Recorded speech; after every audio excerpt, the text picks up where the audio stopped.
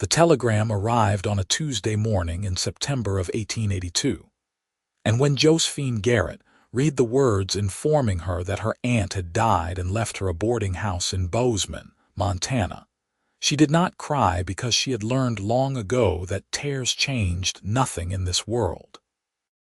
At 28 years old, Josephine had resigned herself to a life of predictable routine in her brother's household in Philadelphia, where she kept the books for his dry goods store and helped his wife manage their 4 unruly children.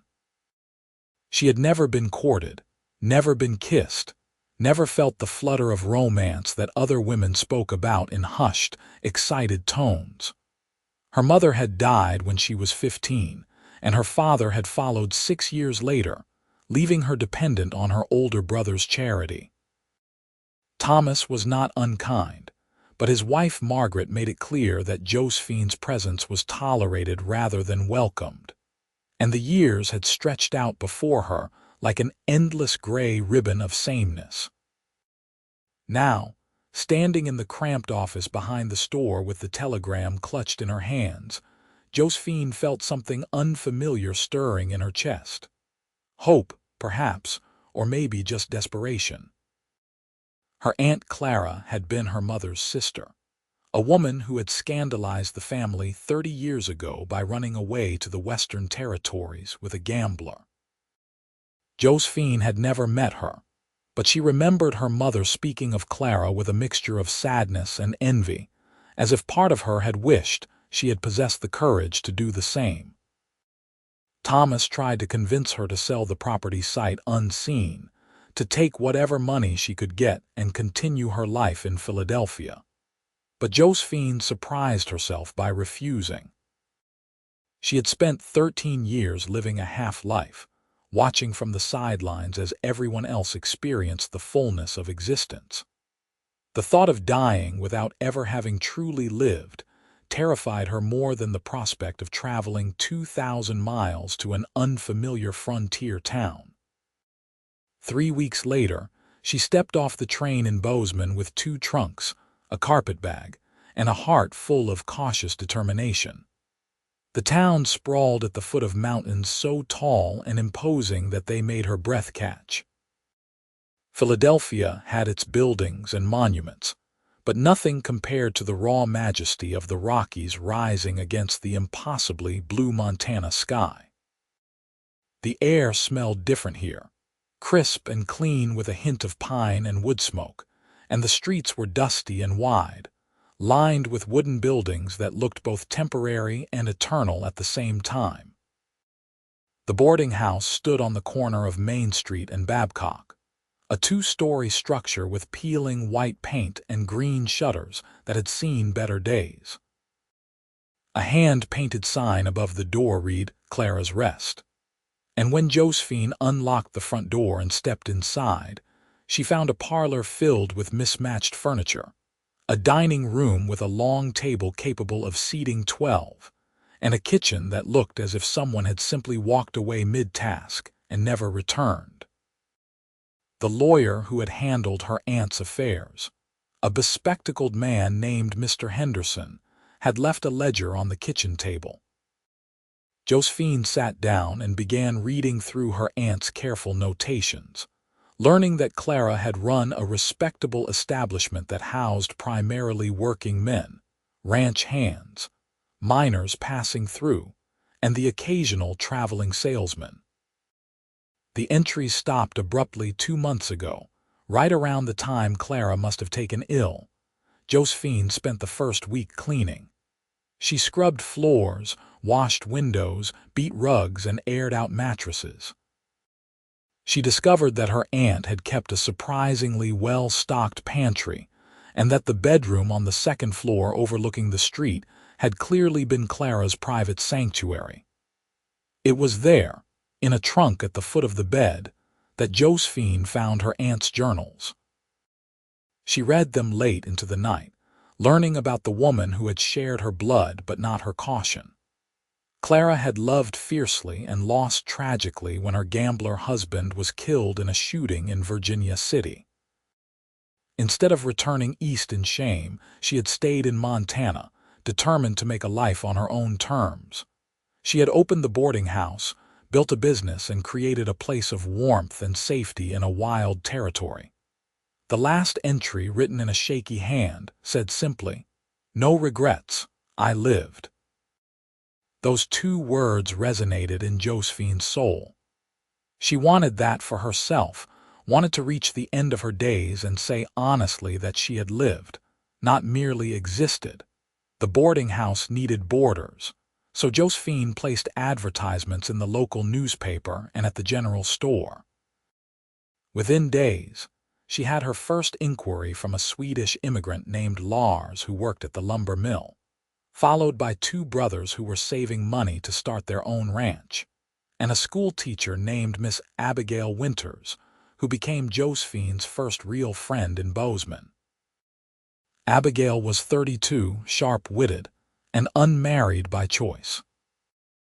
Over coffee in the boarding house kitchen, she told Josephine about the town's characters and customs, warned her about which merchants were honest and which would try to cheat a woman on her own, and invited her to the church social on Sunday.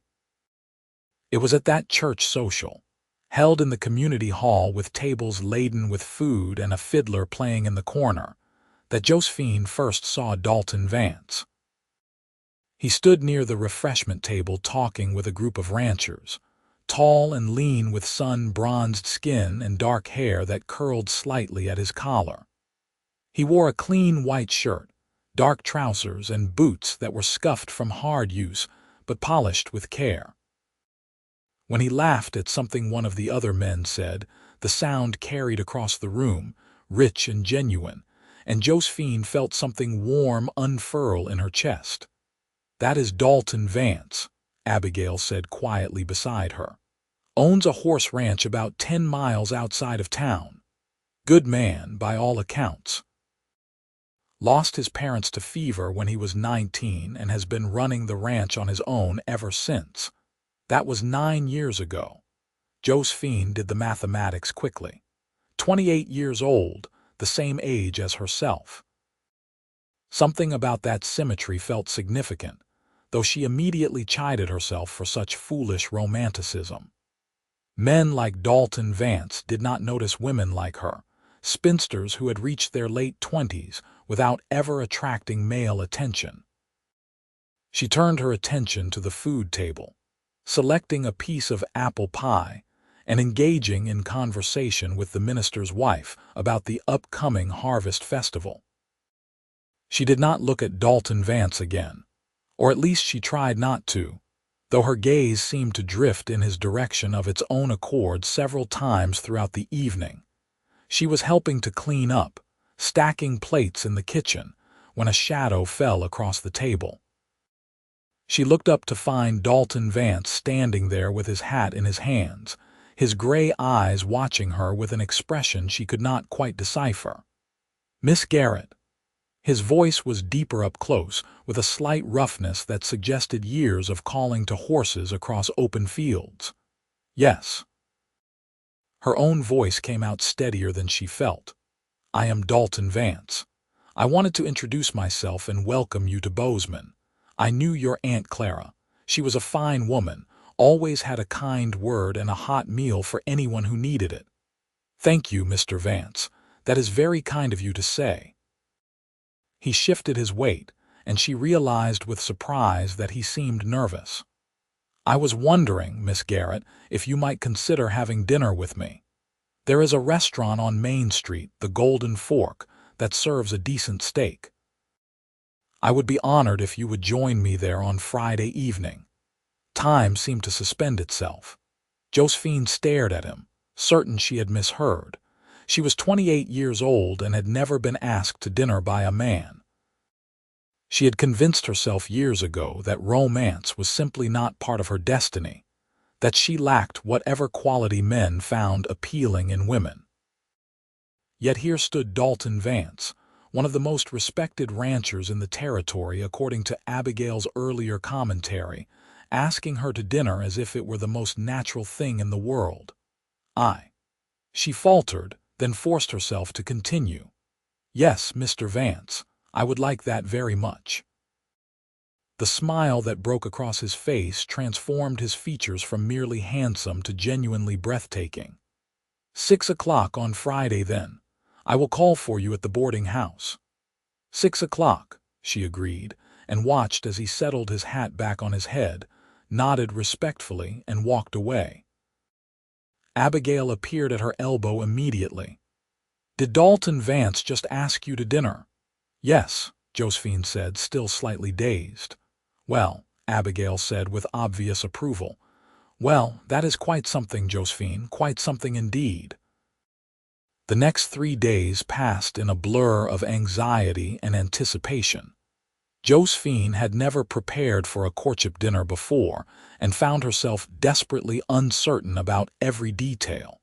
What did one wear to dinner with a rancher?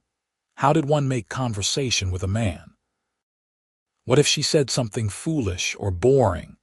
Abigail helped her select the best of her limited wardrobe, a deep blue dress with black trim that brought out the color of Josephine's eyes. Together they arranged Josephine's dark blonde hair in a style that was elegant without being overly fussy, and Abigail loaned her a cameo brooch that had belonged to her grandmother. When Dalton arrived precisely at 6 o'clock on Friday evening, Josephine descended the stairs with her heart hammering so hard she was certain everyone in the boarding house could hear it. He waited in the parlor, hat in hand again, and when he saw her, something flickered in his eyes that made her feel beautiful for perhaps the first time in her life. "Miss Garrett, you look lovely." "Thank you, Mr. Vance." He offered his arm, and she took it, acutely aware of the solid warmth of him beneath the fabric of his jacket. They walked the 3 blocks to the Golden Fork through the cooling evening air, and Josephine tried to calm her racing thoughts. The restaurant was modest but clean, with red checked tablecloths and oil lamps that cast a warm glow over the handful of occupied tables. Dalton held her chair for her, a gesture so innately gentlemanly that Josephine felt a pang of emotion she could not quite name. They ordered steaks and potatoes, and Dalton asked her about Philadelphia, about her journey west, about her first impressions of Montana. Josephine found herself talking more freely than she had in years, telling him about her life keeping her brother's books, about discovering her aunt's journals, about the strange mixture of fear and exhilaration. She felt it starting over in a place where no one knew her as the spinster sister-in-law who occupied the spare room. 28 is not so old, Dalton said gently when she mentioned her age. Plenty of people do not find their path until later in life. I spent my early 20s just trying to keep the ranch afloat after my parents died. Did not have time to think about much beyond making sure the horses were fed and the bills were paid.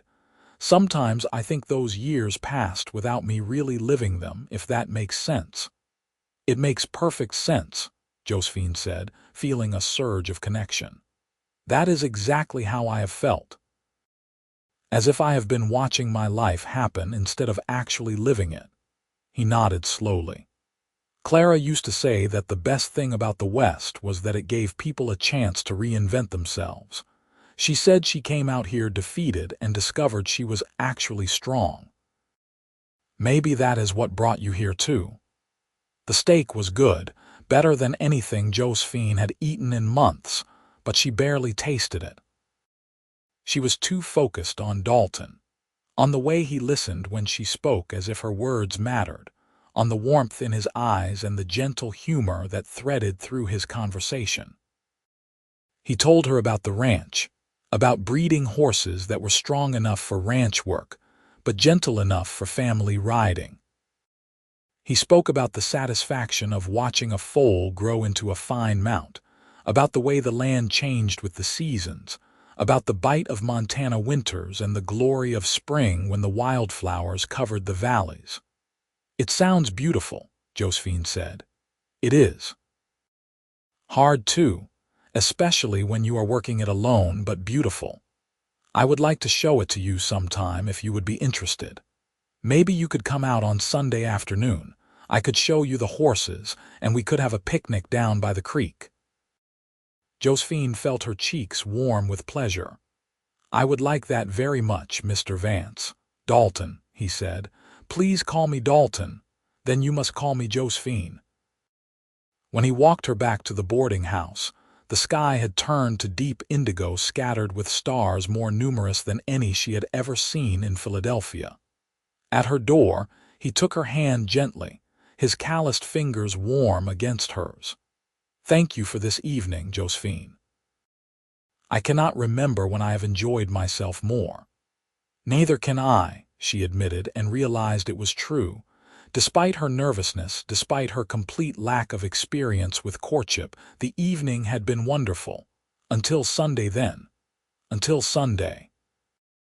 She watched him walk away into the night, then turned and went inside, where Abigail was waiting in the parlor with barely contained curiosity. "How was it?" her friend demanded. Josephine sank into a chair, still feeling slightly unsteady. "Abigail, I think something extraordinary just happened to me." Sunday arrived with crystalline weather, cool but sunny, perfect for a ride into the countryside. Dalton arrived mid-morning with a gentle mare for Josephine, and they rode out together through terrain that took her breath away. The valley stretched wide and golden, framed by mountains that seemed to touch the sky, and the air carried the scent of sage and grass and pure wilderness. The Vance ranch impressed her immediately. The house was a solid structure of timber and stone with a wide porch and windows that would let in ample light. The barn and outbuildings were well maintained, and the corrals held at least 20 horses of various sizes and colors, all of them looking healthy and well cared for. Dalton showed her around with obvious pride, introducing her to his 2 ranch hands, brothers named Patrick and Sean O'Malley, who had immigrated from Ireland 5 years ago. They were respectful and friendly, and she caught them exchanging meaningful glances when Dalton introduced her, as if her presence at the ranch was significant. The horses were magnificent. Dalton moved among them with easy confidence, and they responded to him with trust and affection. He let her feed sugar cubes to a pretty bay mare named Ginger, and when a black colt came over to investigate, Dalton laughed and rubbed the young horse's forehead. "This is Shadow, born last spring, going to be a fine horse once he finishes growing. Right now he is just all legs and curiosity."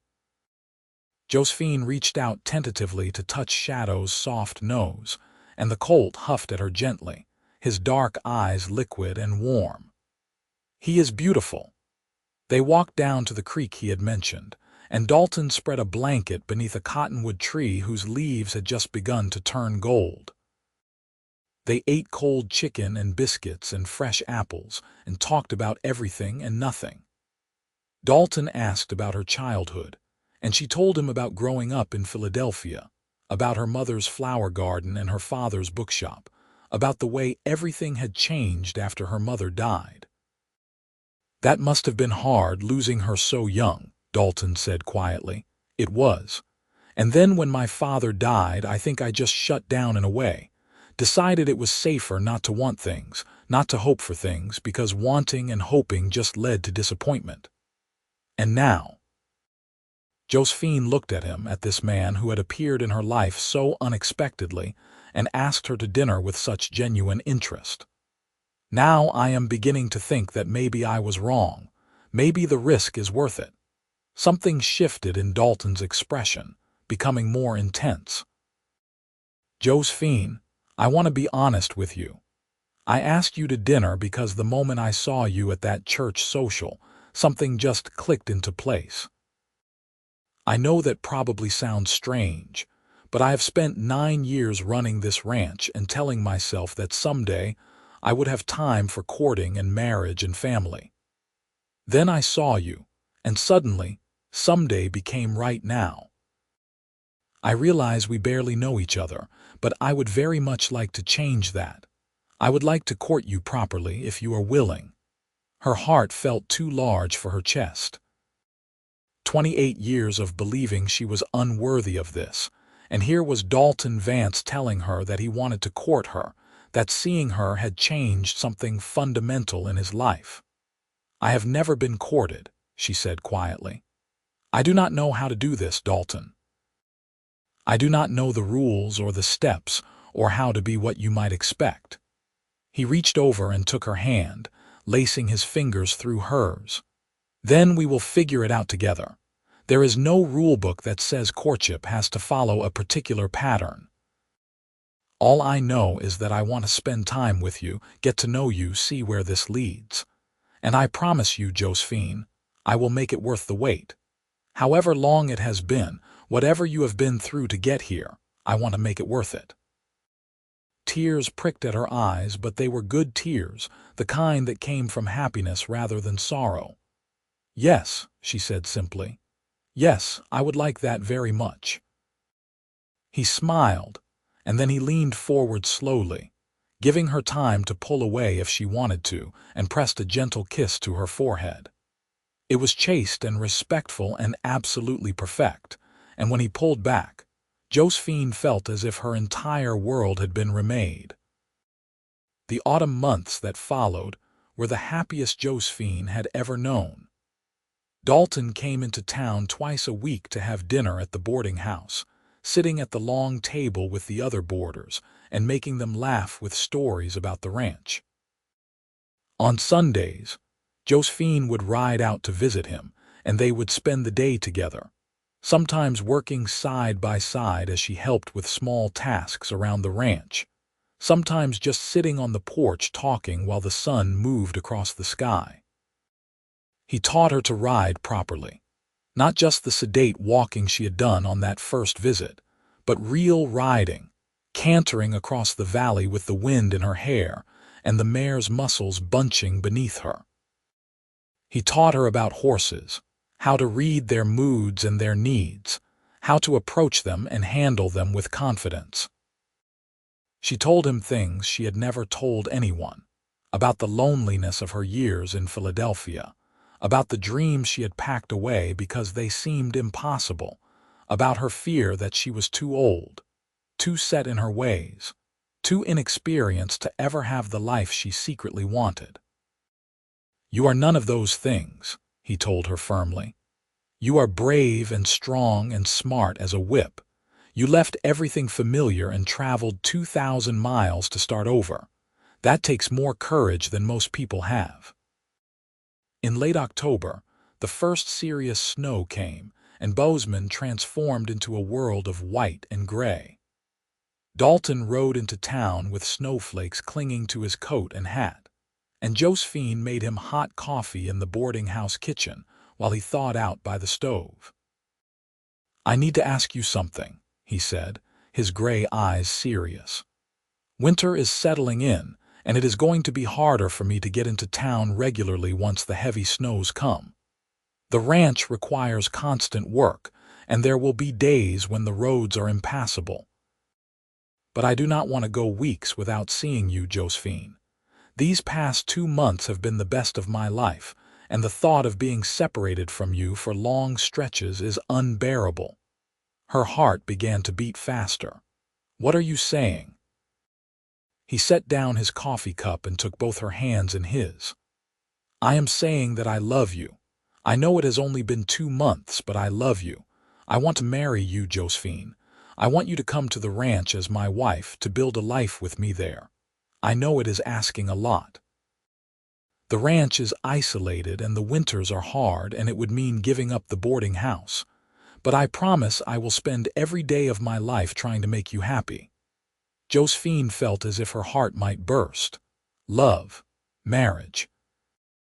A life with this good, kind, genuine man who looked at her as if she were precious beyond measure.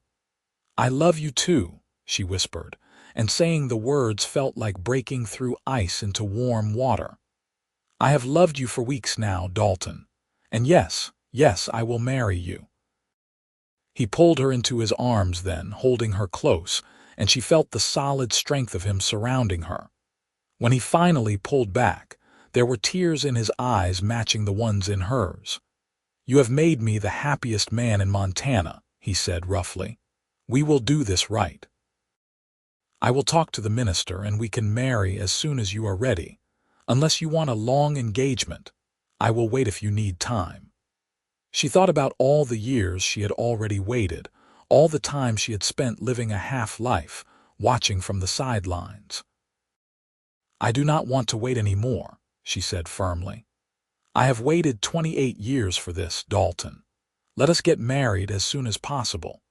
They were married 3 weeks later in the small church in Bozeman, with Abigail standing up for Josephine and Patrick O'Malley standing up for Dalton.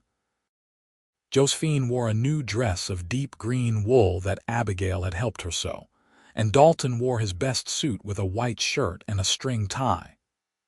When he said his vows, his voice was steady and sure, and when she said hers, she meant every word with her whole heart.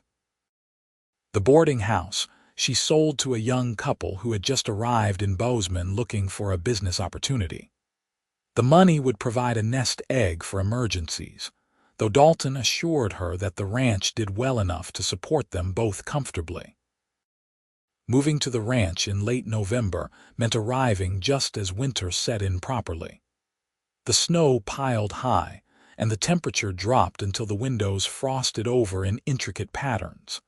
But Josephine had never been warmer or happier. The ranch house, which had seemed masculine and sparse on her first visit, gradually transformed as she added her own touches.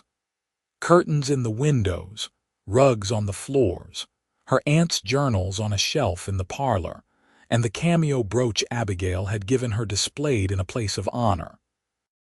The work was constant and demanding. Horses needed feeding and watering even in blizzards.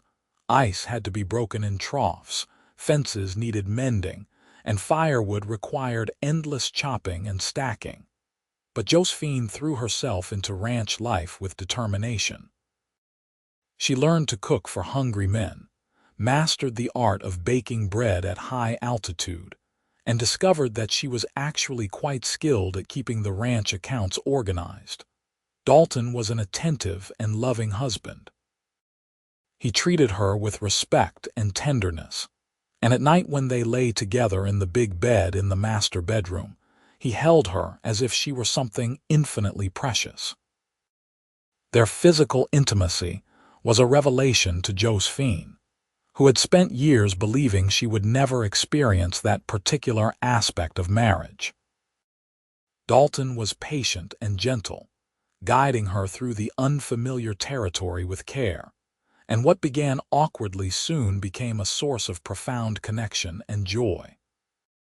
The winter months passed in a pattern of work and rest, snowbound days when they stayed close to the house and clearer days when Dalton rode out to check on the horses, and Josephine worked on sewing or mending or planning meals. They talked endlessly about their pasts and their hopes for the future, about the ranch and what they wanted to build there together. "I want to expand the breeding program," Dalton told her one night as they sat by the fire. "Focus on really high-quality horses that ranchers will pay premium prices for. And I want to build a better life for us. Maybe add on to the house, put in a bigger kitchen, build a proper guest room for when Abigail comes to visit. And someday, when we have children, I want to make sure there is room for them to grow." Children.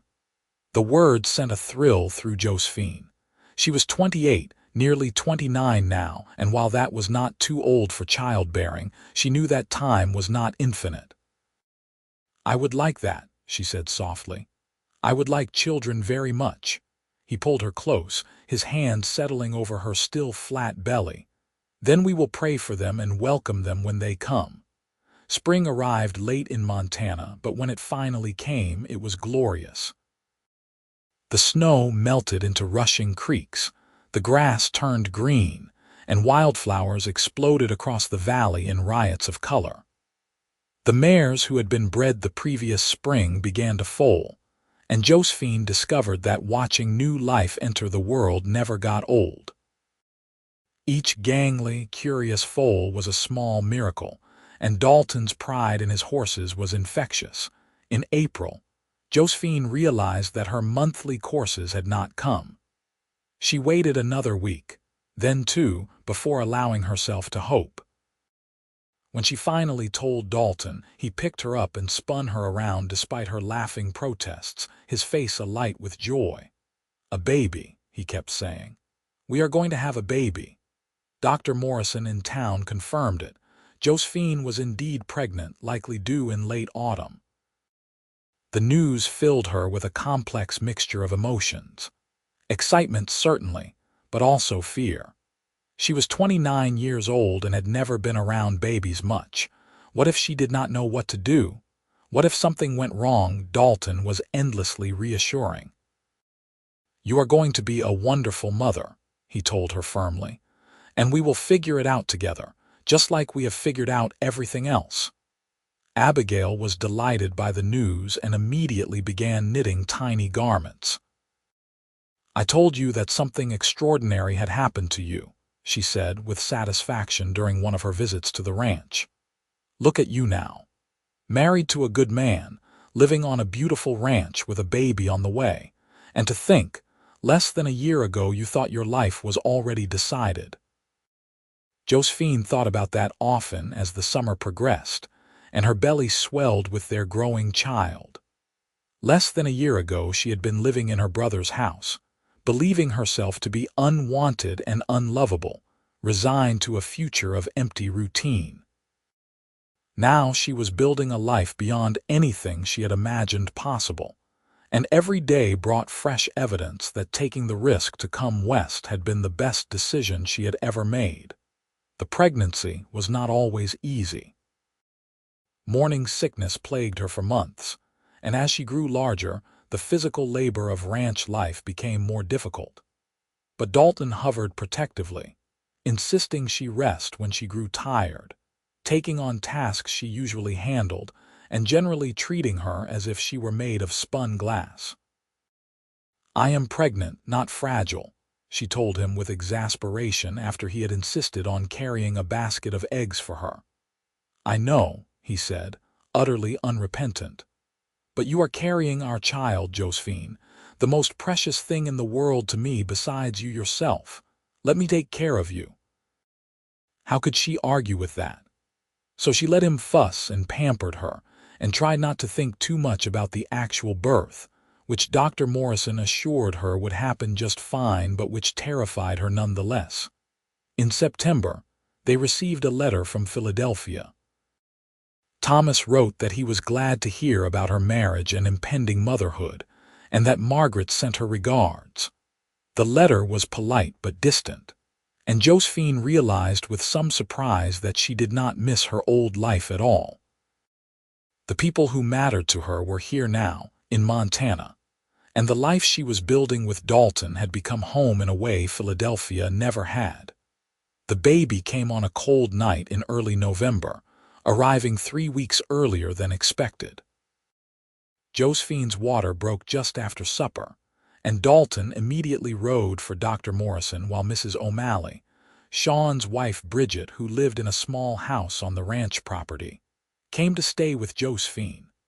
The labor was long and difficult, lasting through the night and into the following day. Josephine had never experienced such pain, wave after wave of contractions that seemed to tear her apart. She clung to Dalton's hand when he returned with the doctor, focusing on his face, on the love and fear and encouragement she saw there. "You can do this," he told her over and over. "You are the strongest woman I know, Josephine. You can do this."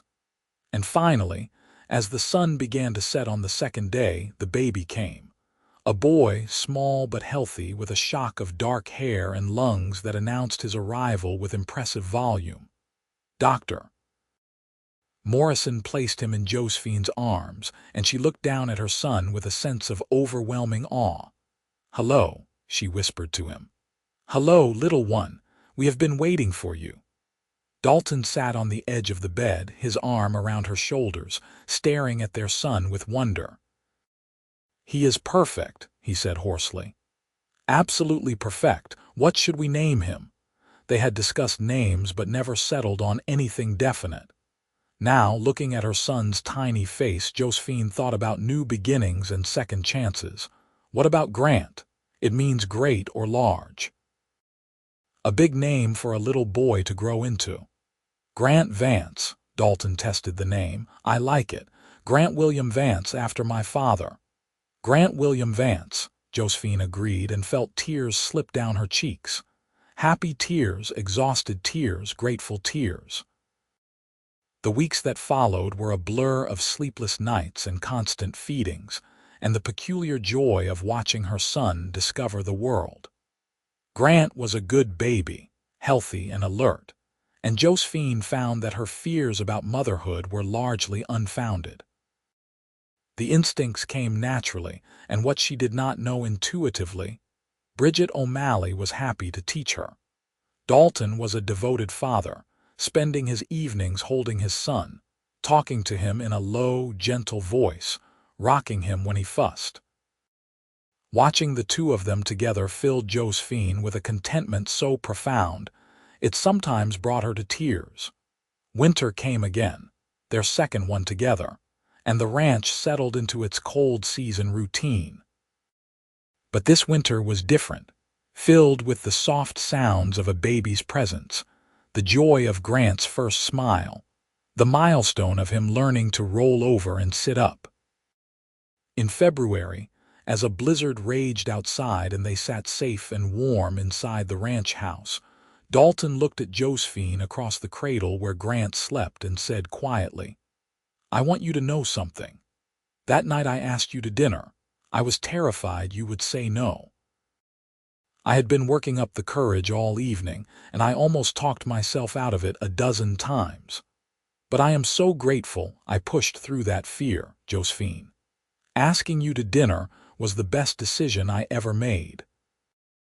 She thought about that moment in the church hall, remembered her own shock and disbelief that someone like Dalton would be interested in someone like her. I never thought anyone would ask me, she admitted.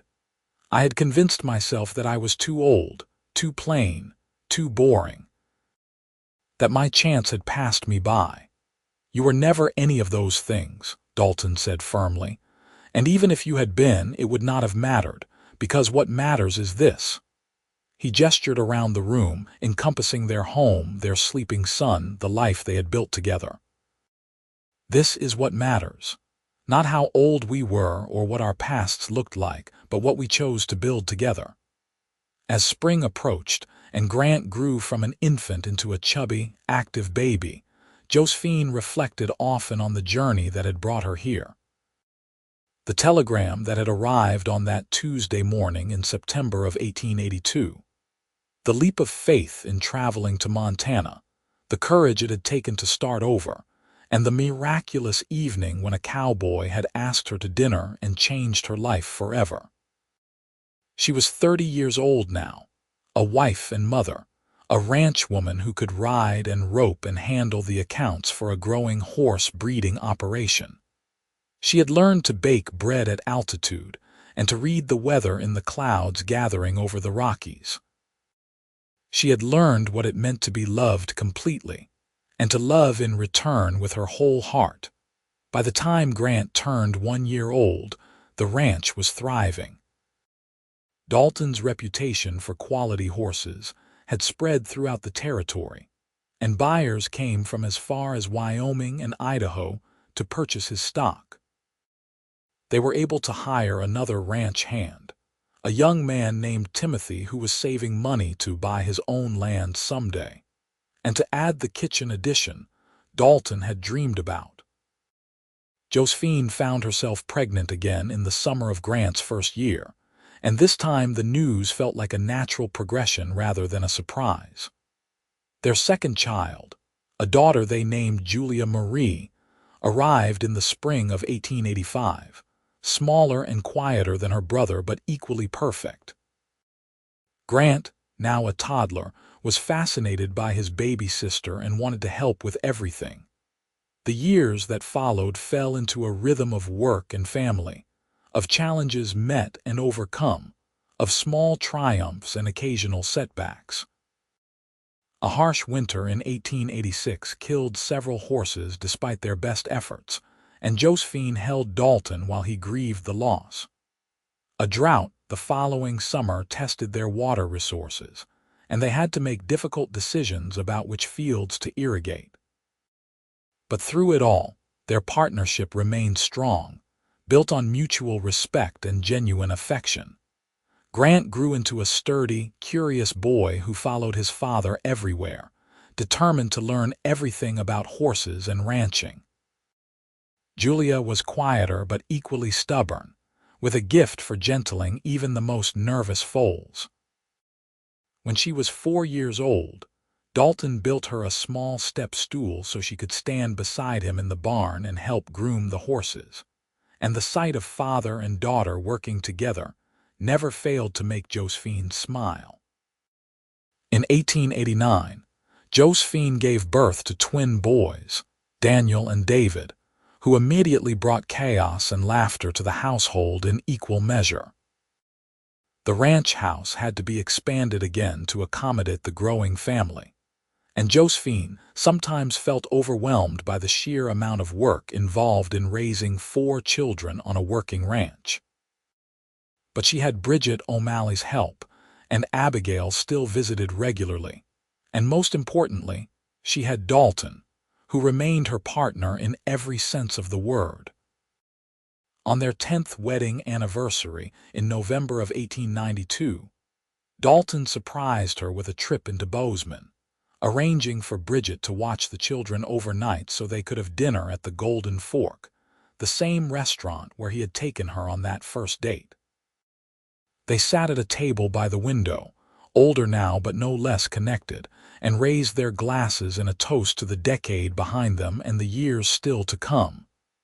"You ever regret it?" Dalton asked quietly. "The life you might have had if you had stayed in Philadelphia, the easier path?" Josephine thought about the question seriously. Life on the ranch was hard work. Her hands were no longer soft. Her face showed the effects of years in the Montana sun and wind, and there were days when she fell into bed, exhausted from the demands of children and chores. But when she thought about the alternative, about growing old in her brother's house as the spinster aunt, about never knowing love or marriage or motherhood, about never taking the risk to find out who she could become, the answer was clear. "No," she said firmly. "I have never regretted it for a moment. Coming here, meeting you, building this life together has been the greatest gift I could have imagined. You told me that night when you asked me to court you properly that you would make it worth the wait. And you have, Dalton. Every single day you have made it worth it." His eyes were suspiciously bright in the lamplight. "I love you, Josephine Vance, more today than 10 years ago, and I will love you more tomorrow than I do today." "I love you too," she said, and meant it with everything she was. They returned to the ranch under a sky full of stars, the same Montana sky that had amazed her on that first evening after their first dinner.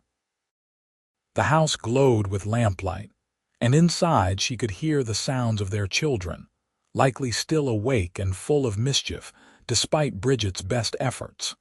This was her life now. Not the safe, predictable existence she had resigned herself to in Philadelphia, but something wild and challenging and infinitely more rewarding. She had taken a chance on a telegram in a boarding house in Montana, and it had led her to a cowboy with gray eyes and a kind heart who had seen something in her worth courting. The years continued to pass, marked by the rhythms of ranch life and the growth of their children. Grant inherited his father's gift with horses and began talking about expanding the breeding program even further.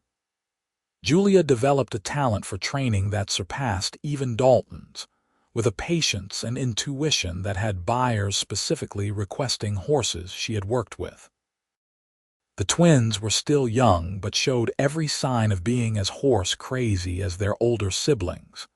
By the turn of the century, The Vance Ranch was one of the most respected horse breeding operations in Montana. Dalton and Josephine had built something lasting, not just in terms of the business but in their family and their partnership. They had weathered droughts and blizzards, illness and loss, the ordinary struggles of raising children and running a ranch in demanding country. And through it all, the foundation that had been laid on that evening in 1882, when a cowboy asked a woman to dinner, had remained solid. Josephine was 48 years old when she stood on the porch of the ranch house one evening in the summer of 1902, watching the sun set over the Rockies. Dalton came to stand beside her, his arm settling comfortably around her waist, and they stood together in companionable silence. "You remember the first time I brought you here?" he asked quietly. "That Sunday afternoon in September, 20 years ago." "I remember everything about that day," Josephine said. "I remember thinking the mountains were the most beautiful thing I had ever seen. I remember Shadow the colt investigating me. I remember sitting by the creek and feeling like maybe, finally, I was exactly where I was meant to be." "I knew that day that I was going to marry you," Dalton admitted. "I had already been half in love with you after our dinner at the Golden Fork, but that afternoon I knew. I knew you were the person I wanted beside me for the rest of my life." Josephine leaned against him, feeling the solid warmth of him, this man who had seen her not as a spinster on the shelf, but as a woman worth courting and loving. "You made it worth the wait," she said softly. "All those years of loneliness and believing I would never have this. You made every single one of them worth it." From inside the house came the sound of laughter, Grant's voice mixing with Julia's and the twins' boisterous shouts. Their family, their legacy, the life they had built together from courage and hope and a willingness to take chances. "I would do it all again," Dalton said, pulling her closer. "Every moment, every decision, everything that led me to you, I would do it all again without changing a thing." Josephine turned in his arms to face him properly, looking up at the man who had transformed her life with a simple invitation to dinner. His hair was gray now, his face weathered by years in the sun, but his eyes still held the same warmth and love they had shown that night in the church hall when he first approached her. "So would I," she said. "So would I." As the sun disappeared behind the mountains, and the stars began to emerge in the darkening sky, they stood together on the porch of their home, surrounded by the life they had built and the love that had sustained them. Josephine Vance, who had been 28 and never dated, who had traveled 2,000 miles to start over in a territory she had never seen, who had taken a chance on a cowboy's invitation to dinner, had found everything she never knew she needed, and it had been worth every moment of the wait. The children eventually married and began families of their own, though Grant stayed on the ranch to take over the business as Dalton and Josephine grew older. Julia married a neighboring rancher and continued her work with horses on her own spread. The twins went into partnership together, buying land further north and starting their own operation with their parents' guidance and support. Grandchildren came, filling the ranch house with noise and energy and the particular joy that comes from watching the next generation discover the world.